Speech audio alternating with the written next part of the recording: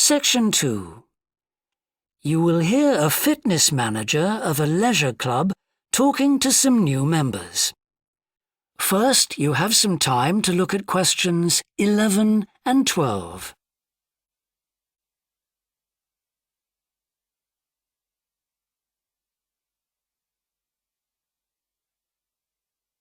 Now listen and answer questions 11 and 12. On behalf of LP Clubs, I'd like to welcome you all here today. My name's Sandy Fisher and I'm one of the fitness managers here. Before we start our tour of the club, I'll just run through some basic information about the facilities we have here, including recent improvements, and explain the types of membership available. Our greatest asset is probably our swimming pool, which at 25 metres isn't Olympic-sized, but now we've expanded it to 8 lanes, it's much wider. This means there are rarely more than a couple of people at a time in each lane. Unfortunately, there isn't space for an outdoor pool here, but the glass roof on the swimming pool is partly retractable, which means you can enjoy something of the open-air experience on warmer days. Our recently refurbished fitness suite has all the latest exercise equipment, including 10 new running machines and a wide range of weight training machines. Each member is given full training in how to operate the equipment, and there is always a trainer on duty to offer help and advice. Although we do have adult-only times after 6 and at certain times at weekends, children are well catered for. Older children continue to benefit from a wide range of tuition, anything from trampolining to yoga. Before you hear the rest of the talk, you have some time to look at questions 13 to 20.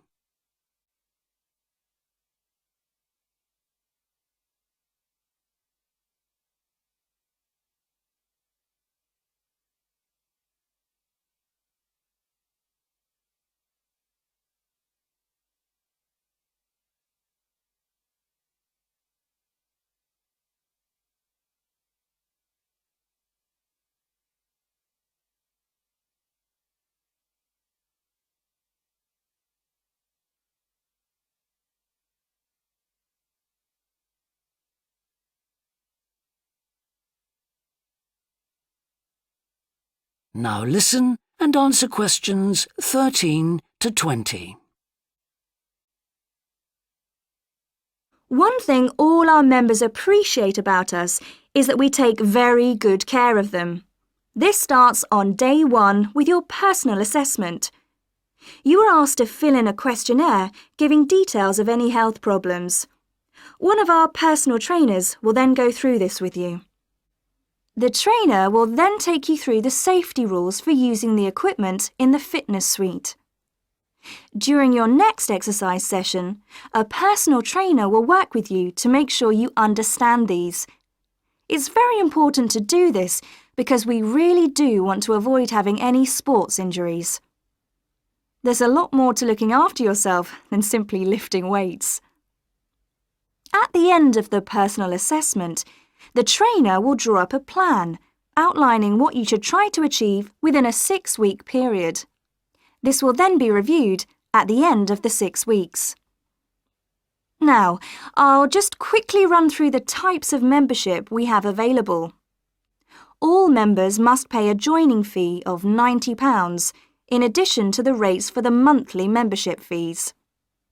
Gold membership entitles you to free entry at all LP clubs. There are now LP clubs in all major cities and towns, so if you travel a lot, this will be a great advantage. Individual gold membership costs £50 a month, and joint membership for you and your partner will cost £75. Premium membership is for professional people whose work commitments make it difficult for them to use the club during the day. And so LP gives booking preferences to Premier members at peak times. This means you'll find it easier to book the sessions at times that suit you.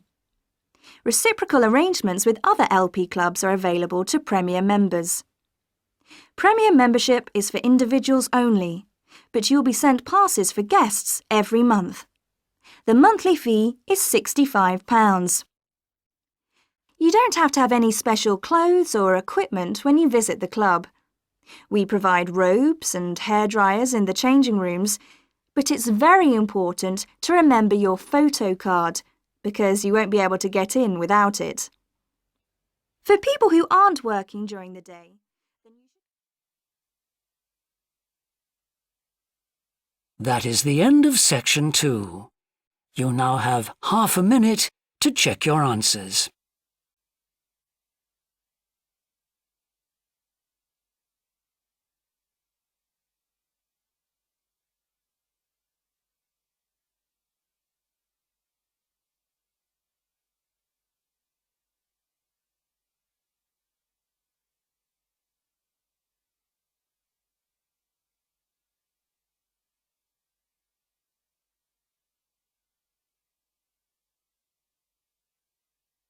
Now turn to section 3.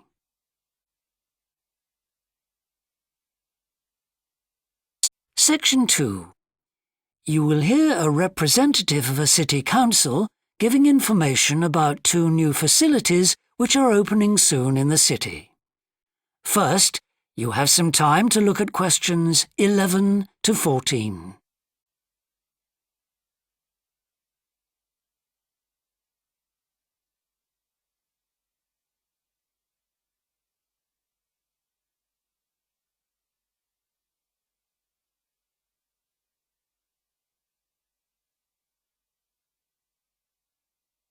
Now listen carefully and answer questions 11 to 14. Good morning. I'm very pleased to have this opportunity to say a little about 2 exciting new developments in the city: the Brackenside open-air swimming pool and the Children's Adventure Playground in Central Park. As many of you may know, the idea for these initiatives came from you, the public, in the extensive consultation exercise which the City Council conducted last year. And they have been realised using money from the SWRDC, the South West Regional Development Commission. First of all, Brackenside Pool. As many of the older members of the audience will remember, there used to be a wonderful open-air pool on the seafront 30 years ago, but it had to close when it was judged to be unsafe. For the design of this new heated pool, we were very happy to secure the talents of internationally renowned architect Ellen Wendon, who has managed to combine a charming 1930s design, which fits in so well with many of the other buildings in the area, with up-to-the-minute features such as a recycling system, the only one of its kind in the world, which enables seawater to be used in the pool. Now, there's been quite a bit of discussion in the local press about whether there would be enough room for the number of visitors we're hoping to attract, but the design is deceptive, and there have been rigorous checks about capacity. Also, just in case you were wondering, we're on schedule for a June the 15th opening date, and well within budget, a testimony to the excellent work of local contractors Hickman's. We hope that as many people as possible will be there on June the 15th. We have engaged award-winning actress Coral White to declare the pool open, and there'll be drinks and snacks available at the poolside. There'll also be a competition for the public to decide on the sculpture we plan to have at the entrance. You will decide which famous historical figure from the city we should have.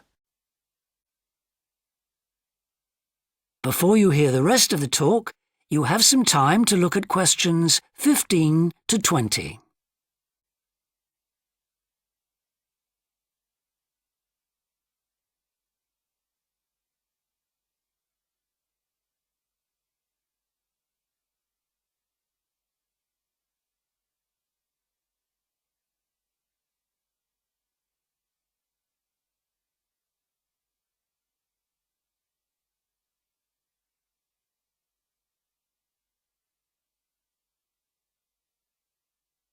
Now listen and answer questions 15 to 20. And now, moving on to the Central Park Playground, which we're pleased to announce has just won the Douglas Award for Safety, The news came through only last week. The unique design is based on the concept of the global village, with the playground being divided into 6 areas showing different parts of the world, each with a representative feature. For example, there is a section on Asia, and this is represented by rides and equipment in the shape of snakes, orangutans, tigers and so on, fauna native to the forests of the region. Moving south to the Antarctic, we couldn't run to an ice rink, I'm afraid, but opted instead for climbing blocks in the shape of mountains. I thought they could have had slides for the glaciers, but the designers did want to avoid being too literal. Then on to South America, and here the theme is El Dorado, games replicating the search for mines full of precious stones. And then, moving up to North America, here there was considerable debate. I know the contribution of cinema and jazz was considered, but the designers finally opted for rockets and the International Space Station. Eastwards to Europe then, and perhaps the most traditional choice of all the areas, medieval castles and other fortifications. Then last but not least, moving south to Africa, and a whole set of wonderful mosaics and trails to represent the great rivers of this fascinating and varied continent. Now, the opening date for our global playground is the 10th of July, and again, we'd love to see you there. So, make a date and come and see this magnificent, original new amenity right in the heart of the city. That is the end of section 2. You now have half a minute to check your answers.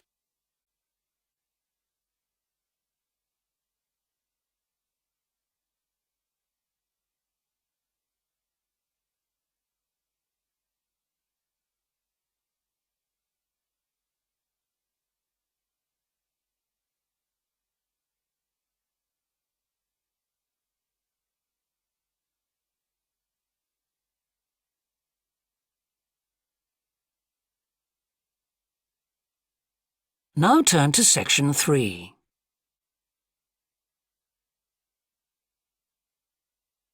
Section 2.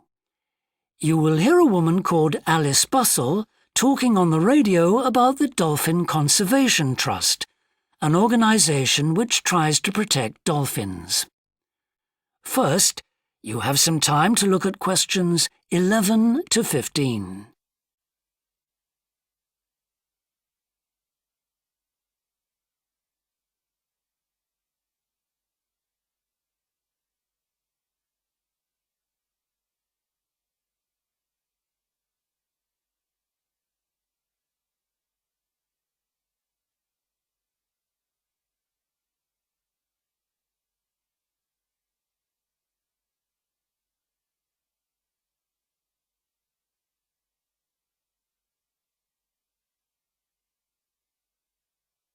Now listen carefully and answer questions 11 to 15.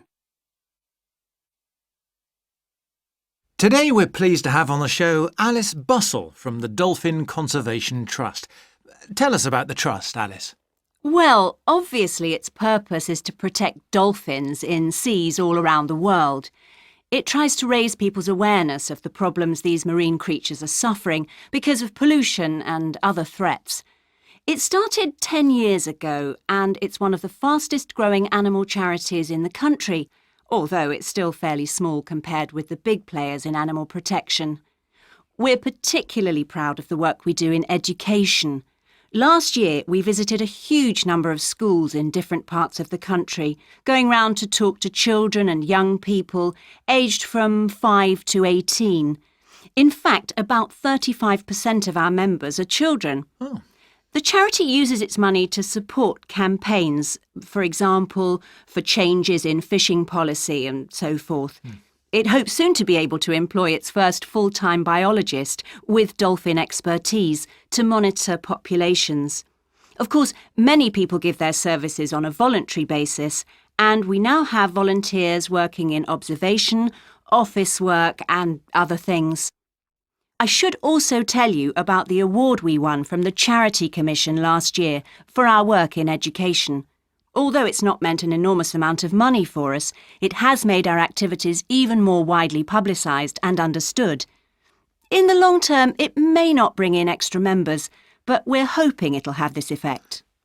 Is it possible to see dolphins in UK waters? Yes, in several locations. And we have a big project in the east part of Scotland. This has long been a haven for dolphins because it has very little shipping. However, that may be about to change soon because oil companies want to increase exploration there. We're campaigning against this because although there'll be little pollution from oil, exploration creates a lot of underwater noise. It means the dolphins can't rest and socialise. This is how I became interested in dolphin conservation in the first place. I had never seen one, and I hadn't been particularly interested in them at school. Then I came across this story about a family of dolphins who had to leave their home in the Moray Firth because of the oil companies, and about a child who campaigned to save them. I couldn't put the book down. I was hooked. Before you hear the rest of the talk, you have some time to look at questions 16 to 20.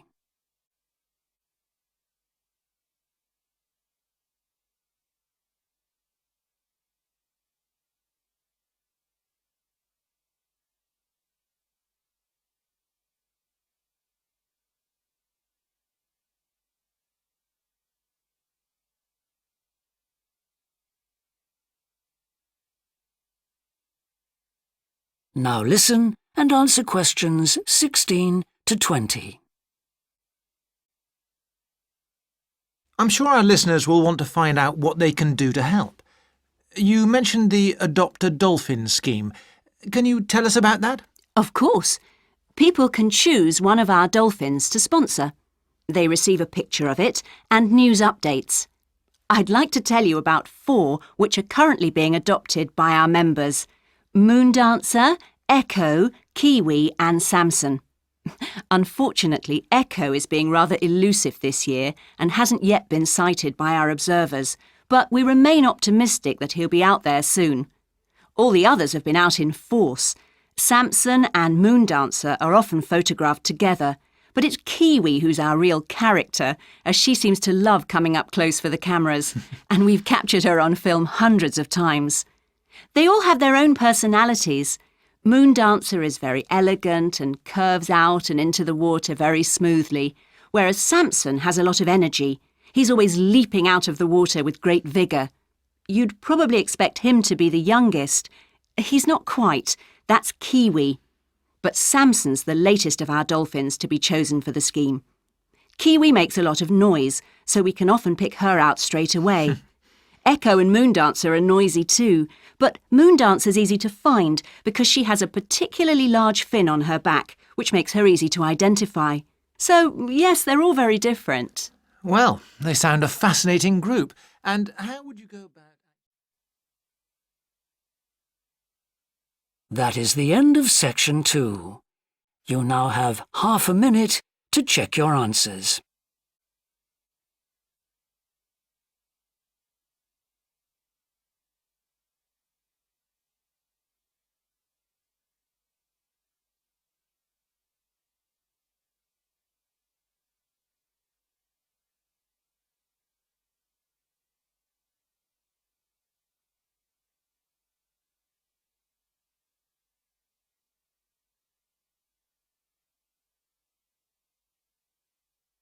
Now turn to section 3.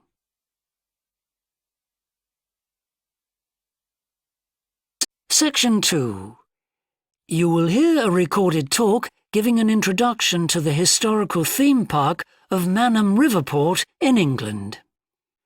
First, you have some time to look at questions 11 to 15.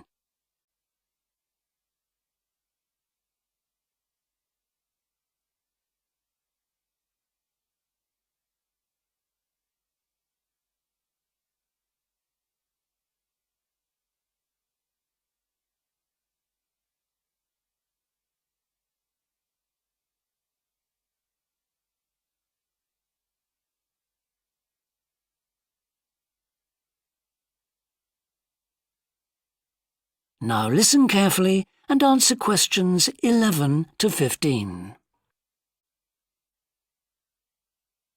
Welcome to Manham Port, where 1,000 years of history are brought to life. All the family can enjoy a day out at Manham.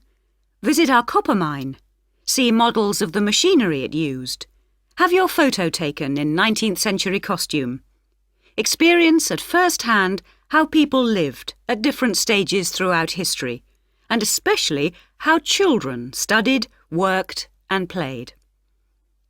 The port of Manham is located in beautiful and peaceful countryside, on a bend in the great River Avon, and developed here because it's the highest navigable point of the Avon. Boats can go no higher up this river, and proved a handy place to load and unload cargo to and from the sea, which is over 23 miles away. A small port was already established here when, about 900 years ago, tin was discovered nearby, though it wasn't until the Industrial Revolution, when a tremendous need for metals of all kinds developed, that Manham expanded to become one of the busiest ports in the country. And because it was already so busy, prospectors began to look for other minerals, and by the end of the 19th century, lead, copper, manganese and arsenic were added to the cargoes leaving Manham. In the early days, the ores had been smelted or processed in the same area they were mined. But as demand grew, the smelting process required huge factory furnaces or fires to melt the metal from the rock, and there was not enough coal in the local area, so the rocks containing minerals had to be shipped long distances. Sadly, in the 20th century, the great port of Manham declined, and thousands of workers were forced to emigrate out of the area. The building at the port fell into disrepair, and the place became almost forgotten. But then the Manham Trust was formed to conserve the historical resources of the area. It organised scores of local volunteers to remove undergrowth to find the original outlines of the installations. It then brought in paid professionals to match installations with maps of the original port complex and to set about reconstructing it. Today, you can see the results of this ambitious programme of restoration. The intention, and we believe this will be realised before the end of the year, is to return Manham Port to the condition it reached at its peak as the greatest copper port in the country. Before you hear the rest of the talk, you have some time to look at questions 16 to 20.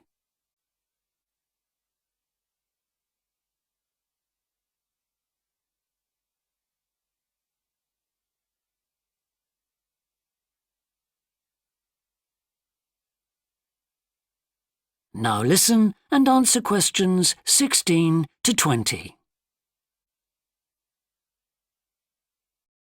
But what can you do and see on your visit today? Here are just a few highlights. We suggest you start with the visit to the copper mine. Travel on converted mining trains and journey into the depths of the mountain along seams once worked by hundreds of miners. Watch out especially for the great pumping machines which rid the mine of water. But please be warned that, like all mines, ours is very dark and closed in, and we do say that children under 5 and also dogs should not be taken into the mine. The next recommended visit is to the village school. While looking round the classrooms, take a special look at our display of games, which is one of the largest in the world. And it's recommended that you time your visit to coincide with a guided tour. This will give you the opportunity to ask lots of questions. Near the school is the beautiful old sailing ketch called the George. You're welcome to board the boat and look round the cabins. Look out for the ship's wheel, which was missing until only 5 years ago when it was dredged out of the silt by a local fisherman. We have no idea how it got there, but it's been polished and proudly restored to its original place on the boat. Please take care going down the ladders if you wish to visit the lower deck. We don't recommend you allow young children to use them.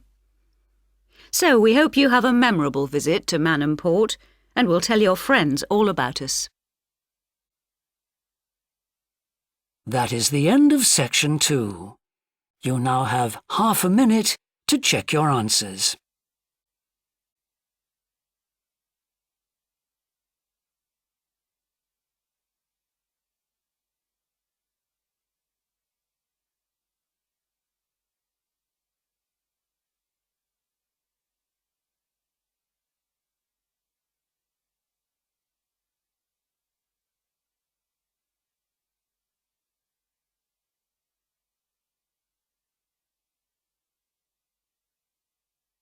Now turn to section 3.